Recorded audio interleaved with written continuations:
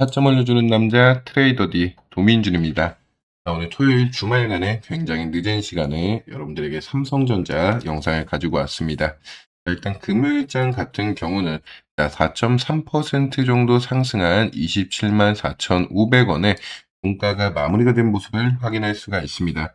여러분들도 아시다시피 월요일장 같은 경우는 휴장으로 지정이 되어 있기 때문에 현재 월요일 위클리 옵션 만기로 봤을 때 외인들 같은 경우는 주가를 하방으로 꽂아주겠다는 방향성이 보이고 있는데, 그로 인해서 찍힐 수 있는 단기적으로 우리가 봤을 때 가이드라인 타점을 한번 잡아드릴 수 있도록 할 거고, 그 말고도 우리가 8월 13일이 8월 달에 대한 옵션 만기 날이었는데, 이 날짜가 지나고 나서 외인들은 이제 중장기적이나 장기적으로 봤을 때 방향성 자체를 어디로 좀 띄워주고 있는지, 이 부분에 대해서도 같이 한번 알아볼 수 있도록 할게요. 본격적으로 영상을 시작하기에 앞서서 우리 여러분들에게 영상을 시청하시다가 내가 삼성전자를 끌고 가는데 도움이 되는 영상이었다라고 하시면은 구독 그리고 좋아요 버튼 한 번씩만 부탁을 드리면서 바로 한번 알아볼 수 있도록 하겠습니다.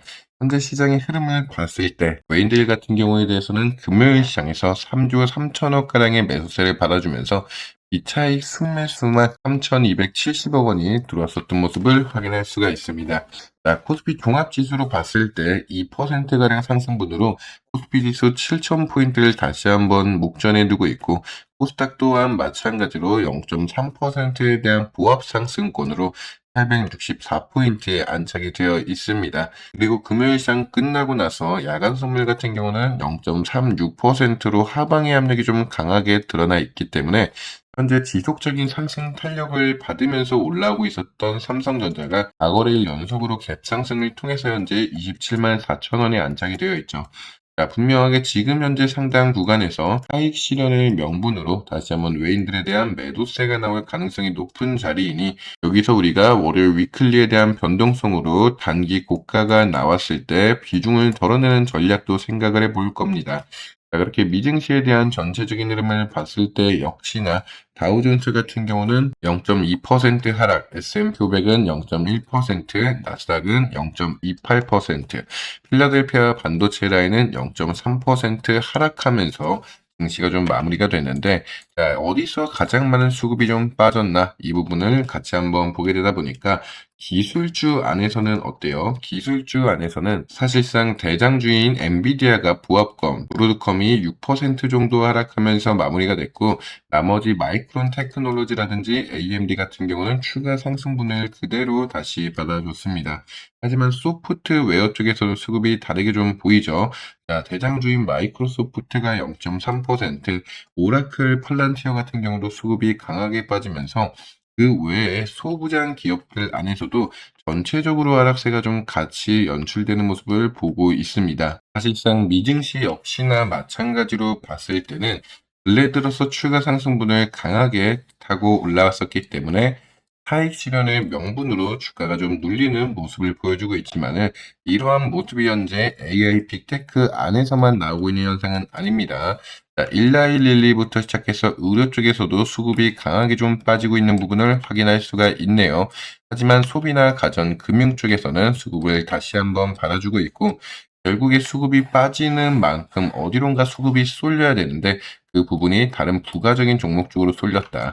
마찬가지로 AI 쪽에서 수급을 받아줄 때 역시나 다른 쪽에서 수급이 빠지는 경향을 우리가 포착을 할 수가 있죠. 그렇듯 지금 현재 시점에서는 결국에 섹터 안에서 돌고 도는 순환매가 이루고 있을 뿐, 미증시 반도체에 대한 AI에 대한 수급이 아예 빠지고 있는 경향은 아닙니다. 그리고 다시 우리가 삼성전자 차트를 보고 있으면은, 저번 영상에서도 여러분들에게 한 번은 짚어드렸었지만은, 지금 보고 있을 때 우리가 신용 물량에 대한 잔고가 지속적으로 늘어나고 있는 부분을 확인할 수가 있습니다.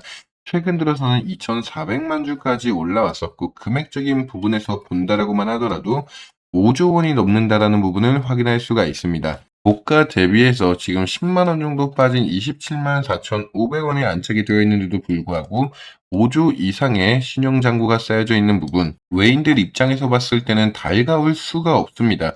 자, 우리가 신고가를 찍었었던 38만 원짜리 6월 19일 날만 본다라고 하더라도 잔고적인 부분에서 2,300만 주, 금액적인 부분에서 5조가 되지 않는데 하단 구간에 안착이 되어 있으면서 단기 상승분이 연출됐다라고 해서 개인 주주 여러분들이 다시 한번 우리 다시 올라갈 수 있겠다. 상승의 시작이다. 라고 생각하시면서 신용 물량을 써서까지 매수세를 받아주는 입장이 외인들의 입장에서 봤을 때는 달가울 수가 없습니다. 그렇기 때문에 여러분들이 가지고 있는 개인 주주 여러분들이 가지고 있는 물량을 떨어뜨리기 위해서 여러 가지 방법을 쓴다라고 했죠. 그 중에 하나가 일단 바로 보일 수 있는 월요일 위클리 옵션을 가지고 여러분들에게 투심을 자극시킨다. 자, 두 번째 뭐예요? 공매도를 이용한다라고 했습니다. 자, 그렇게 우리가 하나씩 뜯어보게 되면은 현재 월요일 위클리에 대한 동향을 먼저 한번 볼 수 있도록 할게요. 월요일 위클리 풋옵션을 기준으로 봤을 때 외인들은 현재 9억가량의 매수세를 보여주고 있고 마찬가지로 콜옵션으로 보게 되면은 11억가량의 매도세를 보여주게 되면서 상승에 대한 시그널보다는 하방에 대한 압력에 대한 시그널을 훨씬 더 강하게 늘리고 있다. 그렇기 때문에 단기적으로 중장기적인 방향성이 아니라 단기적으로는 내가 한번은 눌러줄 거야 라고 보여주고 있는 겁니다. 자, 그렇기 때문에 우리는 이런 단기적인 방향성이 아니라 중장기적인 방향성을 봤을 때 외인들이 지금 현 시점에서 어떤 방향성을 가지고 있나. 풋옵션으로는 2억가량의 매수로 미약한 상승이지만은 풋옵션으로는 21억가량의 10배에 달하는 매수세를 내서 이 또한 마찬가지로 상방에 대한 시그널보다는 하방에 대한 시그널을 훨씬 더 강력하게 보여주고 있는데 이 물량 자체가 지금 당장 내가 주가를 떨어뜨리겠다라고 보여주고 있는 게 아니죠. 9월 10일 옵션 만기 날을 기준으로 지금 코스피 200 지수 행사가보다 조금 더 낮은 가격까지 떨어뜨려 주겠다라는 건데 이 코스피 200을 기준으로 삼성전자와 SK하이닉스가 1위, 2위를 다투고 있기 때문에 이 지수를 흔들어 주는 데는 삼성전자와 SK하이닉스를 변동성을 줬을 때 가장 편리하게 흔들어줄 수가 있는 거다.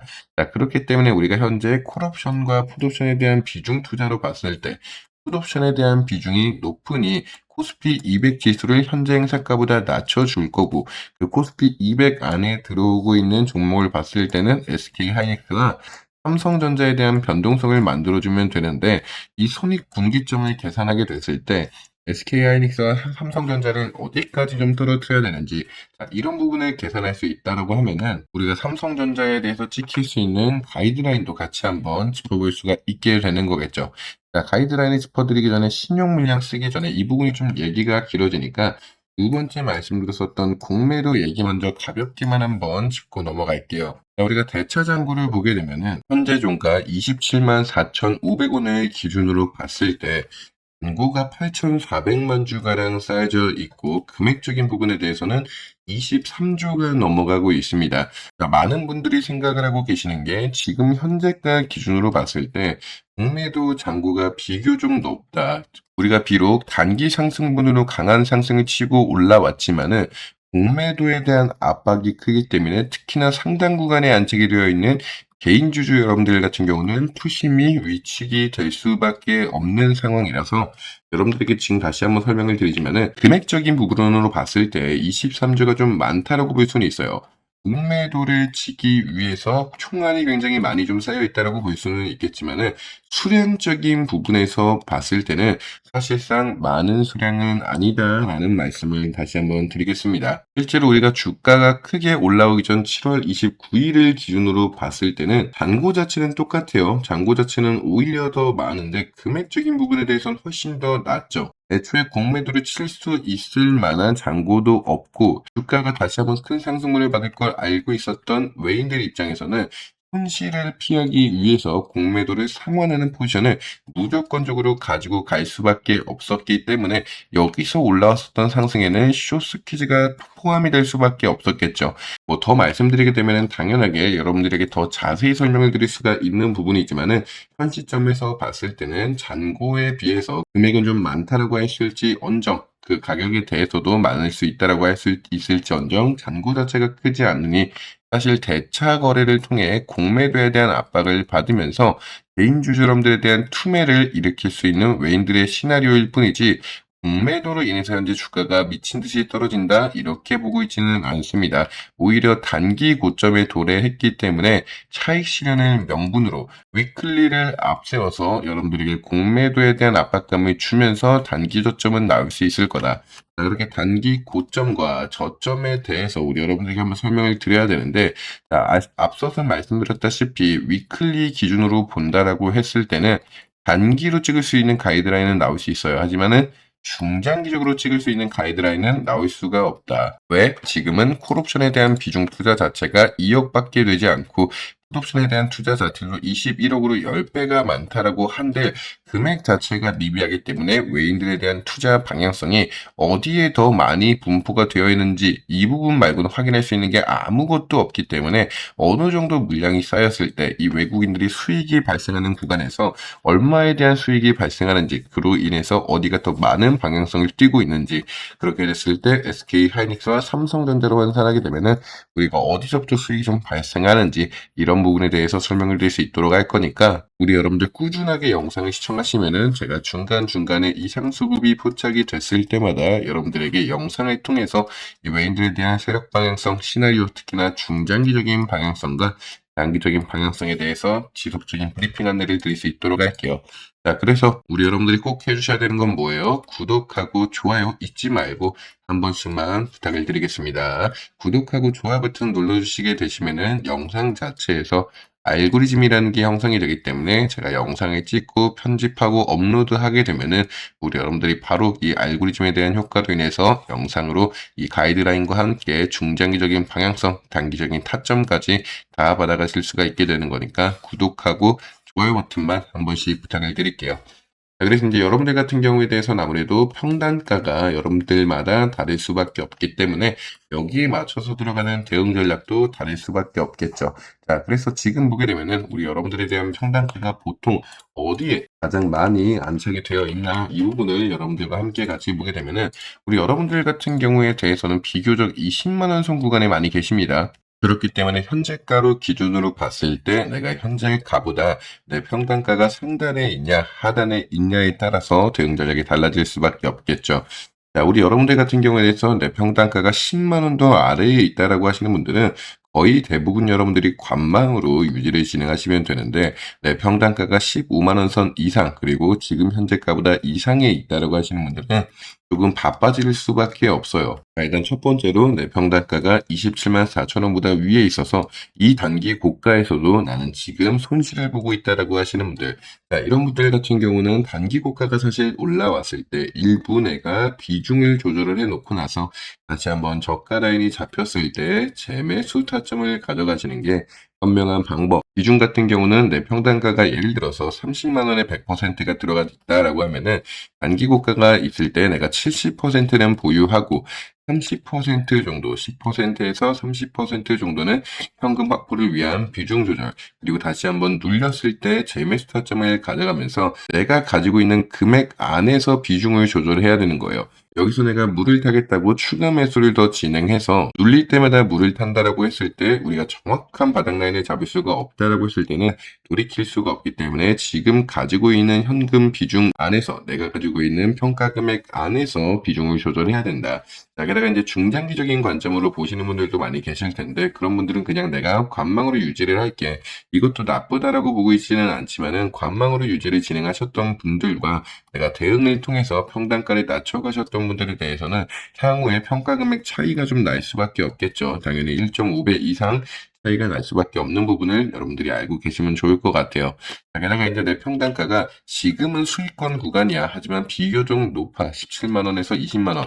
딱 이 구간 라인이 좀 잡혀져 있어. 이러신 분들도 사실상 마찬가지로 우리는 주식 수 자체, 물량을 모아가는 게 더 중요하기 때문에 비슷한 전략이 들어가야 되는 거는 맞습니다. 단기 고가가 도래하게 됐을 때 비중을 조절하고 그 비중으로 다시 한번 더 눌렸을 때 재매수 타점을 가져가게 되면은 비록 내 평단가 자체가 조금은 높아갈 수는 있을지언정 삼성전자에 대한 주식 수 자체가 늘어나게 되면서 내가 오히려 단기 고가로 계속적인 반복적인 매매를 가져갔을 때는 중장기적으로 봤을 때 수익을 더 크게 챙겨갈 수가 있을 거다.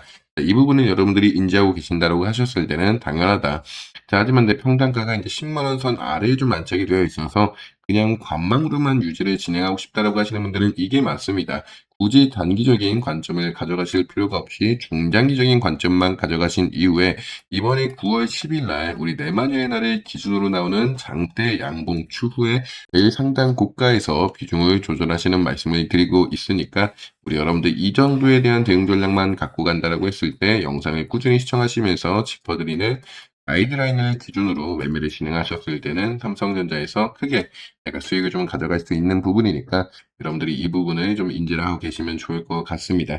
자, 그렇게 오늘 영상 여기서 좀 마무리할 수 있도록 할 거고 영상을 꾸준하게 시청해주신 우리 구독자 여러분들에게 다시 한번 감사의 말씀을 드리면서 여기서 좀 인사드릴 수 있도록 할게요. 자, 감사합니다. 타점 알려주는 남자 트레이더 D 도민준이었습니다.